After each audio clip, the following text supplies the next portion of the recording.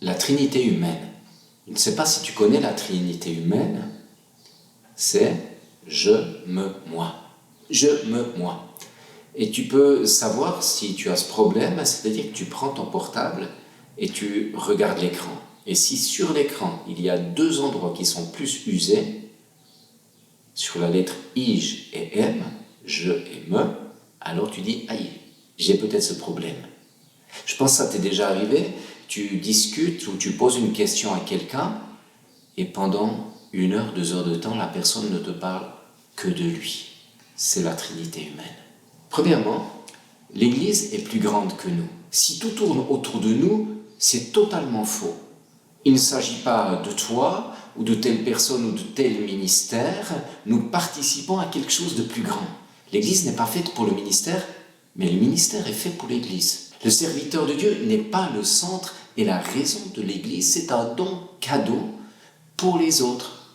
Il est une offrande de Dieu pour les hommes. Nous servons quelque chose de plus grand que nous. Un leader au sein de nos équipes, qui est motivé par son ego, ses ambitions, et qui n'a pas conscience qu'il fait partie de quelque chose qui est plus grand que lui, est une source de problèmes pour les autres et pour l'ensemble.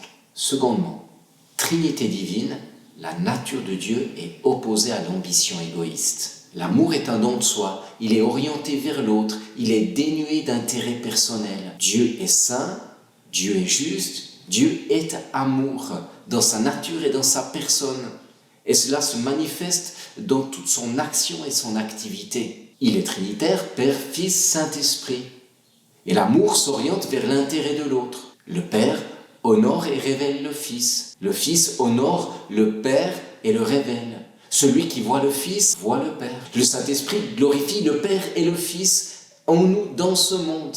Il nous rappelle ce que Jésus nous a enseigné. Toute la personne et la nature de Dieu s'orientent vers le bien et l'honneur de l'autre parce que Dieu est amour. Dans la personne de Dieu, il n'y a pas de jalousie, il n'y a pas de compétition. On ne joue pas des coudes pour avoir sa place et être reconnu. La réussite et l'action de l'un, c'est l'action et la réussite de tous. Dieu est une équipe et travaille comme telle avec les principes d'une équipe infaillible. Nous-mêmes, nos équipes, voulons fonctionner en étant inspirés de la nature de Dieu qui honore et élève les autres. Ne confondons pas culture de l'honneur et culture de la flatterie qui est une hypocrisie. Par notre communion, par notre complémentarité, par notre amour réel, nous sommes un reflet de sa nature, de sa personne et de son amour. Et l'Église est une révélation de la sagesse de Dieu pour les puissances et pour ce monde, et cela se reflète au travers de notre unité dans la diversité, les rivalités.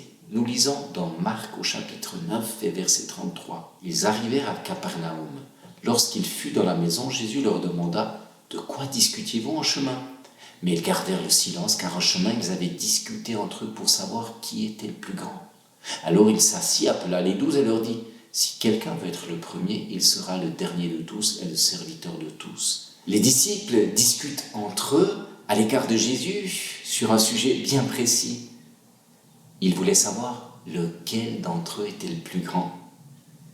Qui est le plus grand, qui est le plus fort, qui est le plus musclé, qui est le mieux coiffé. Ils ont la bogossitude. Au sein de nos équipes, une compétition cachée peut se vivre. Verset 34, ils gardent le silence car la question de Jésus les met mal à l'aise. Les disciples discutent entre eux et pensent que Jésus ne le sait pas. Ils expriment tout haut ce que leur cœur pensait tout bas. Nos motivations cachées, Jésus les connaît. Il veut œuvrer pour que nous les traitions et qu'elles ne nous piègent pas. Il a traité cette question avec les disciples avant de leur confier la charge de l'Église. Ce n'était pas grave que ces choses soient présentes, mais il fallait les traiter. Il peut y avoir une compétition entre serviteurs, entre les églises, entre nos responsables, entre les frères et les sœurs, dans les secteurs, dans les dons spirituels, quand bien même ils sont spirituels. Cela gangrène les relations et l'authenticité. On est spirituel, alors cela ne se dit pas. Au sein de nos équipes, il faut traiter ces questions, ne pas nourrir ou laisser ces comportements cachés se lever. Question à développer au sein de vos équipes. Vous pouvez les compléter. Quel est l'intérêt que je porte aux autres responsables et secteurs ? Est-ce que j'ai une attitude d'écoute Ou est-ce que je parle beaucoup de moi-même? Est-ce que j'apprécie sincèrement la réussite des autres? Est-ce qu'il m'arrive d'avoir des sentiments de jalousie, une mentalité de compétition ou un sentiment d'infériorité? Si oui, comment peux-tu les traiter avec tes collaborateurs?